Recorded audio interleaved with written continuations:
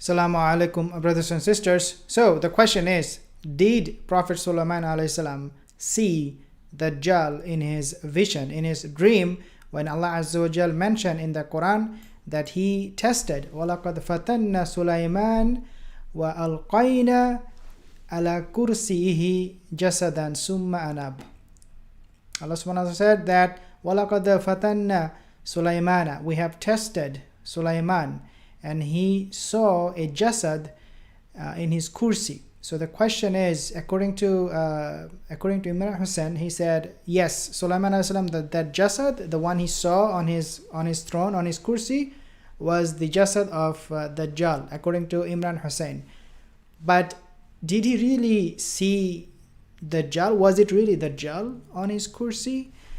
Something very, very interesting. Something that I want to answer. Something I guess all of us, we need to address. And this opens up a huge discussion about Dajjal's presence in Baytul Maqdis, in the Holy Land. So let's take a listen at Sheikh Imran Hosein's video, and then inshallah I will make a comment so that you know what I'm talking about, inshallah. What he saw sitting on the throne, Allah showed it to him, was someone who was really, really, really, really wicked. Okay. Someone who was evil. And that evil man sitting on my throne, he wants to inherit my kingdom. Is that so difficult? Okay, so Shaykh Imran Hosein, he's saying that Sulaiman alayhi salam saw that evil man, and he said that evil man is Dajjal. To recognize when you do a little bit, bas 5 rupiah of thinking. Huh? Very important for all of us to understand this concept, brothers and sisters. He saw someone monstrously evil sitting on his throne. Allah showed it to him. And he wants to inherit my kingdom. One of the reasons why he could read the vision so quickly was because he had wisdom. But there's a second reason. Okay. What is the second reason? Second reason is that Allah has already taught every prophet. Every prophet of Allah has already been taught about that fella. So he knows him. Okay. So who could he be, who is so monstrously evil and who wants to inherit the Khilafah state, Holy Israel? He wants to rule the world from Jerusalem. And this represents such a threat that Nabi Sulaiman alayhi salam said, I prefer that my kingdom should perish, Okay. rather than that he should rule the world from my holy state. Okay. Keep listening. There's only one answer to that. Only one. So he's going to give the answer. Allah taught every prophet of Allah about Dajjal. So he knows the subject. Okay. And so we came to the conclusion that the Jasad sitting on the throne is Dajjal. Okay, so according to again Shaykh Imran Hosein, the Jasad was the Antichrist. Okay, the Jasad sitting on the throne that Sulaiman alayhi salam saw, it was a test from Allah Azza wa Jal to Sulaiman alayhi salam that this was going to be something that will threat your kingdom. So Sulaiman alayhi salam, then he made tawbah, summa anab. That's how the ayat concludes. So what is my answer? Was this Antichrist? What is your answer? What we should think? Because there is no clear indication from the Quran and Hadith that this is the Jasad of Dajjal. Why would Allah not mention the name Dajjal when Dajjal is so important? All the prophets, they warned their people about Dajjal. Why Allah did not then mention, why he would mention him as Jasad, not as Dajjal? You see my point? Because Dajjal is so important. I mean, Yajuj and Majuj was mentioned in the Quran by name. Why not Dajjal? And when Allah, especially when this ayat is so close to referring the name, or mentioning the name, I should say, of Dajjal, why Allah shy away from mentioning to us that Sulaiman alayhi salam, he saw Dajjal in his dream, in his vision, and he was able to interpret it. So why Allah did not mention? Dear brothers and sisters, few things that we have to understand after you listen to Sheikh Imran Hosein lecture. Few questions you can ask yourself, few questions you can ask to Sheikh himself. First thing is that we know that from a Sahih Hadith, Dajjal will not be able to enter Masjid al-Haram, Mecca, Medina, and also Baitul Maqdis. And this hadith was narrated by Ahmad, classed as Sahih by Ibn Khuzaimah and Ibn Hibban. Okay, so the hadith is very, very clear. Dajjal will not be able to enter into Jerusalem. He will not be there.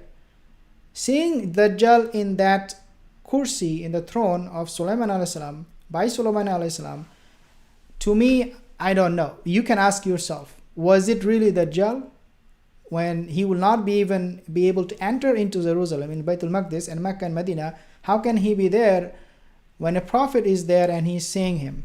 Number 2 point you need to ask him and also yourself is that Jerusalem, Baitul Maqdis, is a holy land. Many prophets came from there. We know Musa alayhi salam, he called this place as holy.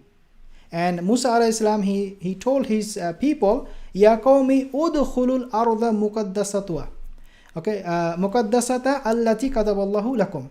Okay, O my people, udkhul, enter into this holy land, muqaddasata. This is a holy land that Allah has promised, has written for you. In other words, if this land is holy, then why a man who is so unholy, the AntiChrist, Dajjal, would be able to enter there? How would that be even possible? We also know, dear brothers and sisters, that Jerusalem is a place, as I said, it is being protected. So the question is, if it is not the jasad of Dajjal, then what it is? Okay, what it is? I mean, okay, I agree with you, brother, that this is not what he saw. It was not AntiChrist. Now, what it could be? Okay, what it could be. One day, Rasulullah sallallahu alaihi wasallam, he was praying, and he said something normally he wouldn't say.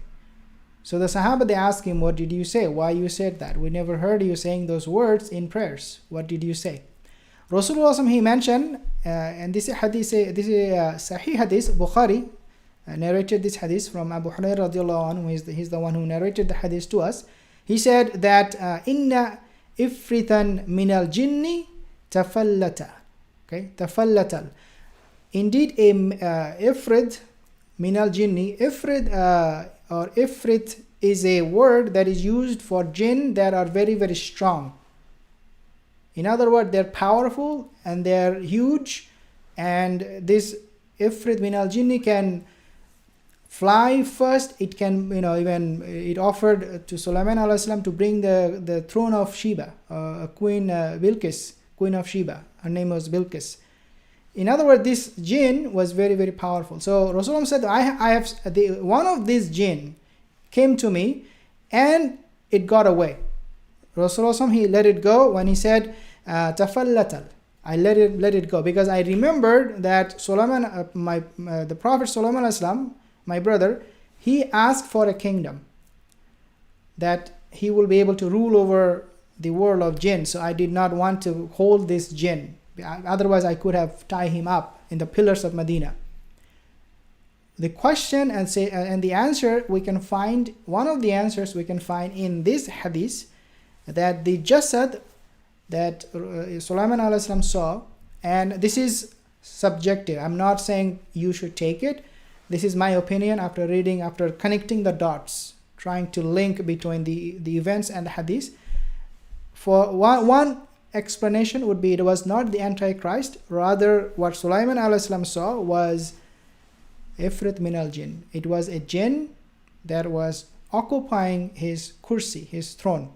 Okay, that is one explanation. And again, this explanation is something I cannot say 100% correct, because the tafsir of Ibn Kathir, he mentioned things, or he explained this ayat from the Quran, what Sulaiman alayhi saw literally.